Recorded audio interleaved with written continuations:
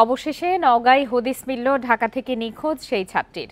Cancer আক্রান্ত মায়ের চিকিৎসার জন্য রাজধানীতে আসার পর রবিবার থেকে নিখোঁজ ছিল ষষ্ঠ শ্রেণীর এই শিক্ষার্থী।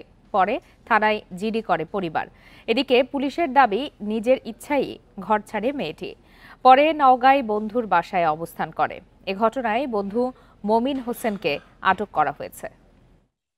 আমি ভালো আছি। যার নিখোঁজের খবরে দুদিন ধরে সয়লাব সামাজিক যোগাযোগ মাধ্যম, সেই এভাবে ভিডিওতে জানালো নিজের সুস্থতার কথা। বলো, বাবার সঙ্গে কথা হয়েছে না? হ্যাঁ। তুমি বাবার কাছে যাবে না? বাবার কাছে যাবে না? যাব। মঙ্গলবার দুপুরের পর নওগাঁয় হদিস মেলে এই কিশোরীর। এরপর উদ্ধার করা হয় তাকে। এর আগে ২রা ফেব্রুয়ারি ঢাকার মোহাম্মদপুর থেকে নিখোঁজ হয়।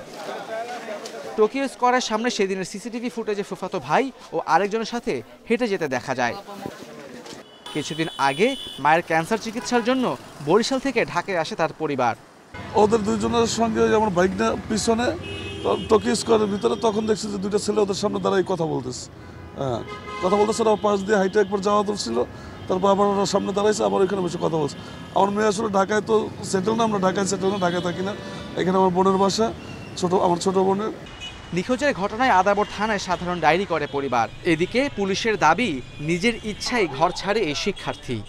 আমরা এই বিষয়টি অত্যাধিক গুরুত্ব সহকারে দেখছি। আমাদের থানা পুলিশের পাশাপাশি এখানে ডিবি পুলিশ কাজ করছে, সেই সাথে র্যাবও কাজ করছে। পরিবার জানায়, মেয়েটি বরিশালের একটি বিদ্যালয়ের ষষ্ঠ শ্রেণীর ছাত্রী। Khaled Raihan, independent news, Dhaka.